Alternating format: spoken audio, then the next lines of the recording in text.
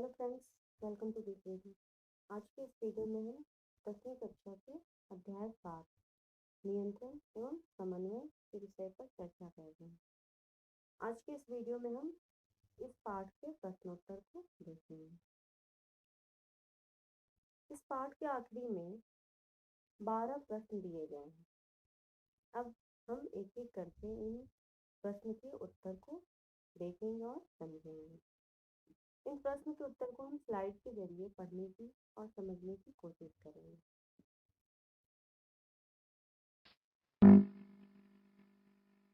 तो यहाँ पर जो पहला प्रश्न दिया गया है वह है, निम्नलिखित में से कौन सा पादप हार्मोन है? यहाँ पर 4 ऑप्शन दिए गए। पहला है इंसुलिन, दूसरा है थायरोक्सिन, तीसरा है एस्ट्रोजन और चौथा है साइटोकाइनिन। तो इसका सही उत्तर होगा साइटोकाइनिन। इंसुलिन, थायरोक्सिन और एस्ट्रोजन, ये जो 3 हार्मोन है यह पादप हार्मोन नहीं है, यह जंतु हार्मोन में जो साइटोकाइनिन दिया गया है वह पादप हार्मोन। तो इसका सही उत्तर होगा साइटोकाइनिन।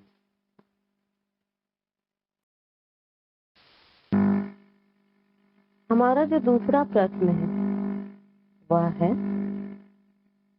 दो तंत्रिका कोशिका के मध्य खाली स्थान को कहते हैं। 4 ऑप्शन दिया गया है। पहला है ध्रुनिका, दूसरा है सिनेप्स, तीसरा है एक्सन और चौथा है आवेग। तो यहाँ पर इसका उत्तर होगा सिनेप्स। दो तंत्रिका कोशिका के मध्य खाली स्थान को सिनेप्स कहा जाता है। हमारा जो तीसरा प्रश्न है वह है, मस्तिष्क उत्तरदायी है। पहला ऑप्शन दिया गया है सोचने के लिए, दूसरा है हृदय स्पंदन के लिए, तीसरा है शरीर का संतुलन बनाने के लिए और चौथा है उपरोक्त सभी। तो इसका उत्तर होगा चौथा यानी कि उपरोक्त सभी। सोचने के लिए भी मस्तिष्क उत्तरदायी होती है, हृदय स्पंदन के लिए भी मस्तिष्क उत्तरदायी है और शरीर का संतुलन बनाने के लिए भी मस्तिष्क उत्तरदायी होती है।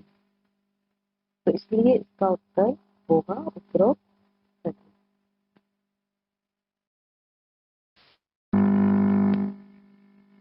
हमारा जो चौथा प्रश्न है वह है, हमारे शरीर में ग्राही का क्या कार्य है? ऐसी स्थिति पर विचार कीजिए जहां ग्राही उचित प्रकार से कार्य नहीं कर रहे। क्या समस्याएं उत्पन्न हो सकती हैं?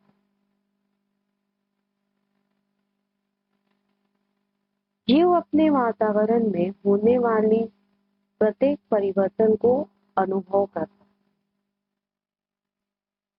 हमारे शरीर की ग्राही जैसे आंतरिक कान, नाक, जीभ, त्वचा, आंख आदि सूचनाओं को एकत्र कर उन्हें केंद्रीय तंत्रिका तंत्र तक भेजता है।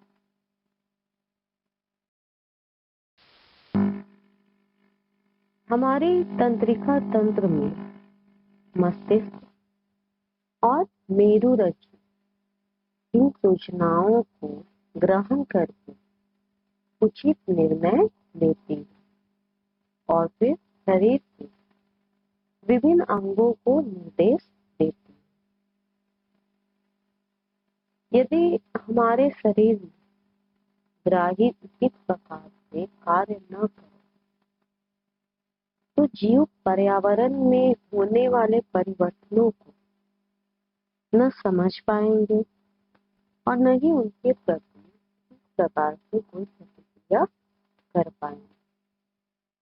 इसलिए जीवों में ग्राही का स्वस्थ रहना अति आवश्यक है।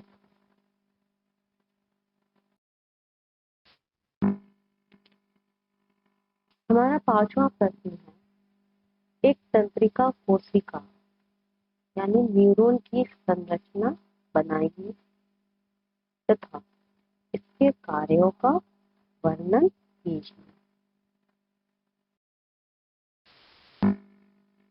तो यहाँ पर आपको तंत्रिका तंत्र का पिक्चर दिख रहा है। यहाँ पर तंत्रिका कोशिका का पिक्चर बनाया गया है और साथ ही साथ उसके भागों को भी दिखाया गया है। इसके भाग में है भ्रूणिका, कोशिकाकार, केंद्रक, तंत्रिकाक्ष और अंतिम।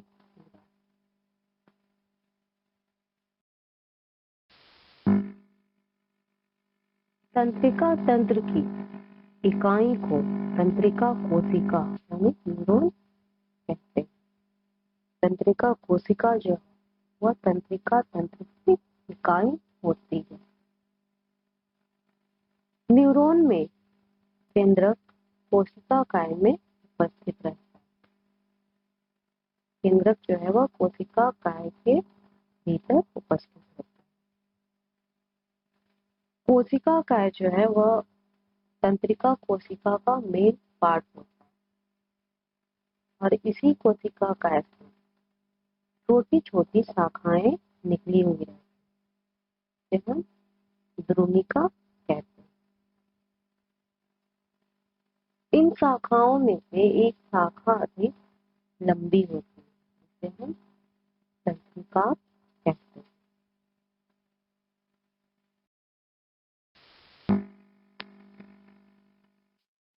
एक तंत्रिका कोशिका दूसरे तंत्रिका कोशिका से सीधे तौर पर जुड़े हुए नहीं होते बल्कि उनके बीच कुछ रिक्त स्थान होता है।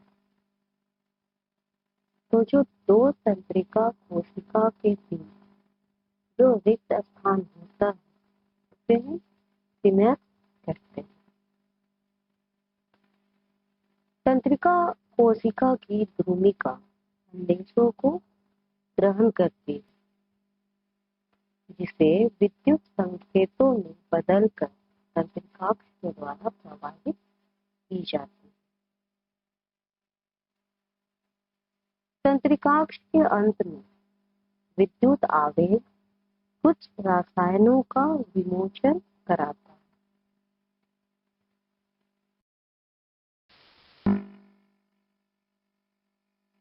और ये रसायन सिनेप्स को पार करते हैं और अगली तंत्रिका कोशिका की भूमिका में इसी तरह का विद्युत आवेग आरंभ करते हैं।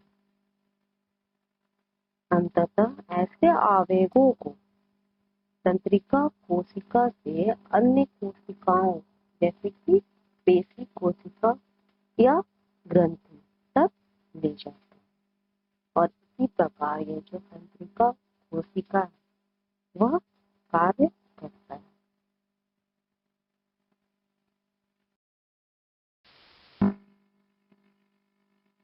हमारा जो अगला प्रश्न है वह है पादप में प्रकाशानुवर्तन किस प्रकार होता है।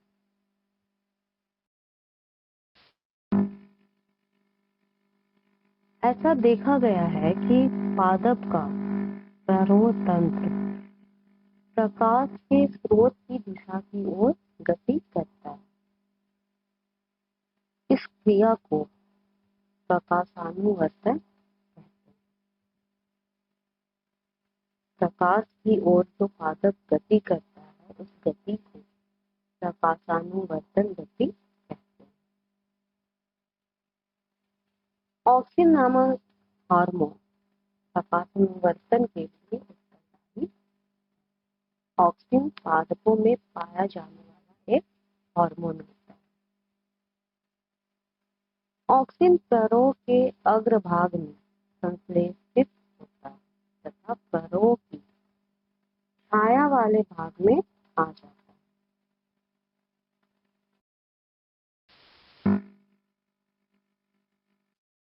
प्रकाश से दूर चारों भाग में ऑक्सिन का सांद्रण कोशिकाओं को लंबाई में वृद्धि के लिए उद्दीपित करता है और फिर पादप जो है वो प्रकाश की ओर मुड़ जाता है।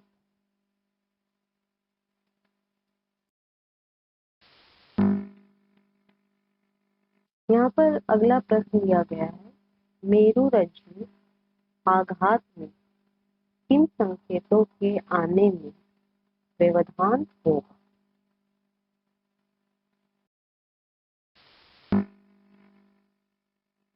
क्योंकि प्रतिवर्ती क्रियाओं का नियंत्रण मेरुरज्जु से होता है। ये भी प्रतिवर्ती क्रियाएं होती हैं, उनका नियंत्रण मस्तिष्क से नहीं बल्कि मेरुरज्जु से होता है। इसलिए मेरुरज्जु आघात में प्रतिवर्ती क्रियाओं के संकेतों के आने में व्यवधान।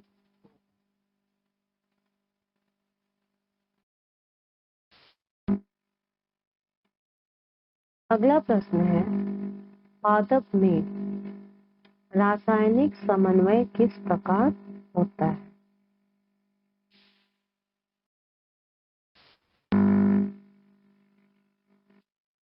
तो पादपों में या पौधों में समन्वय के लिए जंतुओं की तरह तंत्रिका तंत्र नहीं होता।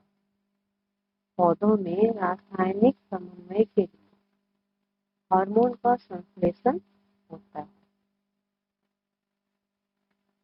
ये हार्मोन वृद्धि, विकास तथा कोशिका विभाजन को नियंत्रित करते हैं। पादप हार्मोन जो है वो वृद्धि, विकास और कोशिका विभाजन को नियंत्रित करते हैं। इसका मतलब हुआ कि पादपों में हार्मोन ही रासायनिक समन्वय स्थापित करते हैं। पादपों में हार्मोन के द्वारा ही रासायनिक समन्वय होता है।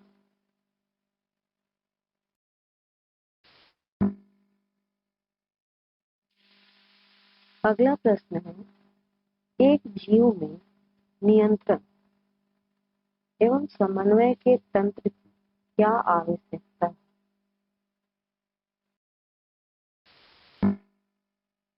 तो एक जीव में नियंत्रण और समन्वय के तंत्र की आवश्यकता है क्योंकि वातावरण के विभिन्न गतिविधियों को ग्रहण कर प्रतिक्रिया देती है और यह ऐच्छिक और अनैच्छिक गतिविधियों को नियंत्रित करती है।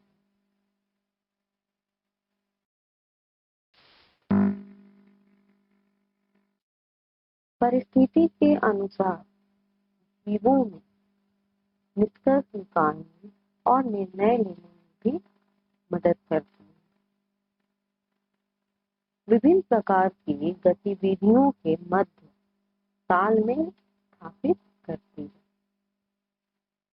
यह प्रतिवर्ती क्रिया को संचालित करती है ताकि विषम परिस्थिति में जीवों की रक्षा की जा सके।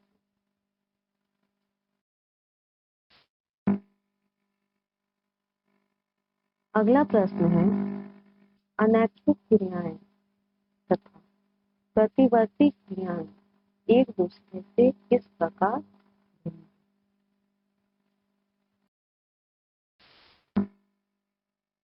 तो अनैच्छिक क्रियाएं और प्रतिवर्ती क्रियाएं एक दूसरे से भिन्न होती हैं। इसमें आप पहले पॉइंट में लिख सकते हैं, अनैच्छिक क्रियाओं में अंगों की ऐसी क्रियाएं जिन्हें हम अपनी इच्छानुसार नियंत्रित नहीं कर सकते उन्हें अनैच्छिक क्रियाएं कहते हैं। जबकि किसी विषम परिस्थिति में अचानक एवं तीव्र प्रतिक्रिया जो स्वतः ही हो जाता है उसे हम प्रतिवर्ती क्रिया कहते हैं।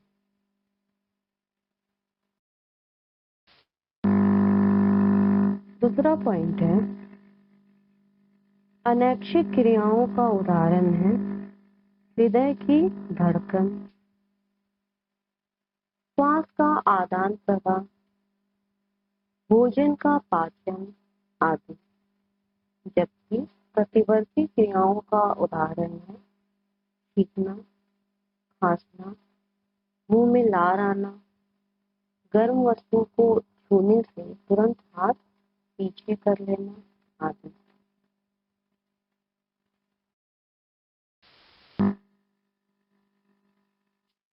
अनैच्छिक क्रियाओं का नियंत्रण मध्य मस्तिष्क और पश्च मस्तिष्क द्वारा होता है, जबकि प्रतिवर्ती क्रियाओं का नियंत्रण मेरुरज्जु द्वारा किया जाता है।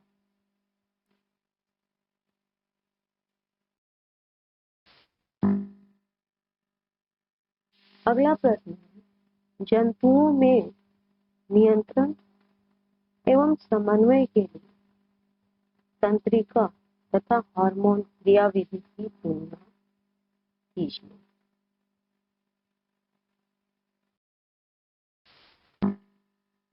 तो जंतुओं में नियंत्रण एवं समन्वय के लिए तंत्रिका और हार्मोन क्रियाविधि की तुलना निम्न प्रकार से की जा सकती है, जिसमें पहला आप लिख सकते हैं कि तंत्रिका क्रियाविधि में संदेशों का गमन विद्युत आवेग द्वारा होता है, जबकि हार्मोन क्रियाविधि में संदेशों का गमन संश्लेषित रसायनों या हार्मोन द्वारा होता है।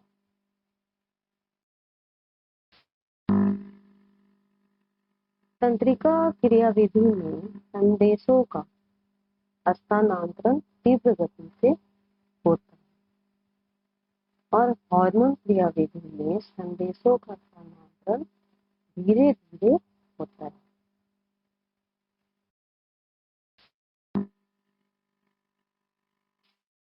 तंत्रिका क्रियाविधि में प्रतिक्रिया तुरंत प्राप्त हो जाता है, जबकि हार्मोन क्रियाविधि में प्रतिक्रिया देर से प्राप्त होता है।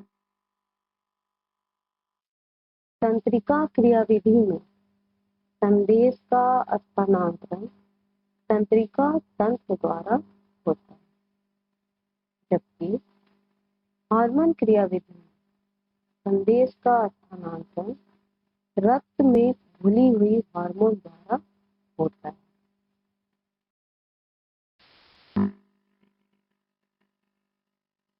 तंत्रिका क्रियाविधि का प्रभाव कम समय तक रहता है, जबकि हार्मोन क्रियाविधि का प्रभाव देर तक रहता है।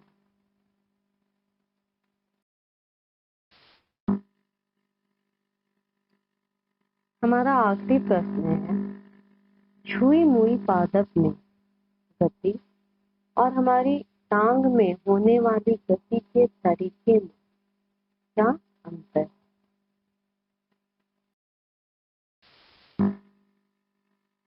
तो छुई मुई पौधों में गति और हमारी टांग में होने वाली गति में निम्नलिखित अंतर, जिसे आप ऐसे लिख सकते हैं, छुई मुई में गति तंत्रिका नियंत्रण में नहीं होता, जबकि हमारी टांगों की गति तंत्रिका ऊतक के नियंत्रण में होता है।